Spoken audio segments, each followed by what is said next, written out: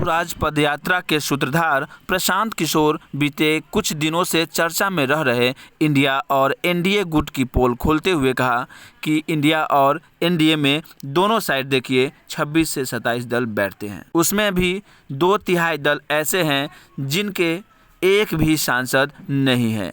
ये तो संख्या गिनाने के लिए दलों की परिपाटी है और कर्मकांड है कि भैया सबको बैठा लीजिए। ये बिल्कुल मतलब नहीं है कि ये राष्ट्रीय राजनीति को उलट-पलट कर देंगे। बिहार की जहाँ तक सवाल है, 10 बरस से एनडीए की सरकार है। 10 बरस पहले भी और आज भी बिहार सबसे गरीब राज्य है।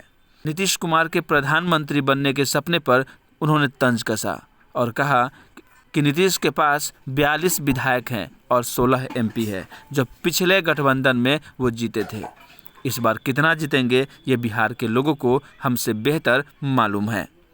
जब आपकी ताकत नहीं है, आपके पास सांसद नहीं है, तो आप देश की राजनीति में क्या भूमिका अदा कर सकते हैं। यही नहीं, आरजेडी के पास बिहार में 0 एमपी है और ये लोग देश की सरकार बदलने चले हैं। बने रहिए बिहार की बात के साथ। नीतीश कुमार जी के पास तो कुछ है ही नहीं, न दल है न इमेज बचा है, तो आप किस आधार पर आपको कोई बना दिए। तो बिहार के पत्रकार जो हैं, ये आप लोग जबरदस्ती का खबर बनाते हैं। आप कर्नाटक में, तमिलनाडु, बंगाल में जाइए तो कौन चर्चा कर रहा है नीतीश कुमार की।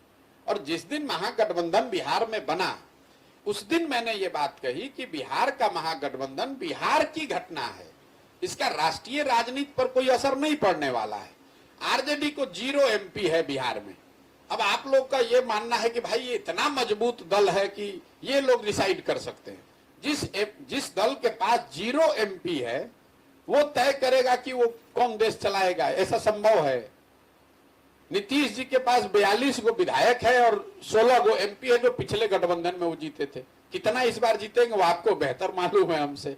तो जब आपकी अपनी ताकत नहीं है, आपके अपने 10 एमपी नहीं है, तो आप देश की राजनीति में क्या भूमिका अदा कर सकते हैं।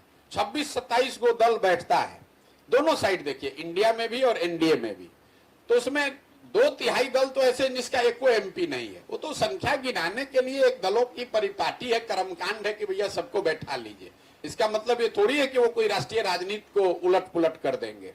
और जहां तक बिहार का सवाल है, चाहे सरकार एनडीए की बने कि इंडिया की बने, बिहार की तो समस्या ये है कि भाई हमारे लिए पलायन कौन रोकेगा।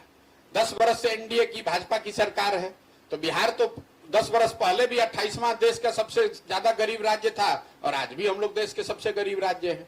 बिहार में शिक्षा व्यवस्था, रोजगार, पलायन जो मुद्दा है, उसको तो ना भाजपा एनडीए ने सुधारा है ना इंडिया ने सुधारा है। तो बिहार के लोगों के नजरिए से कैसे फायदा हो जाएगा।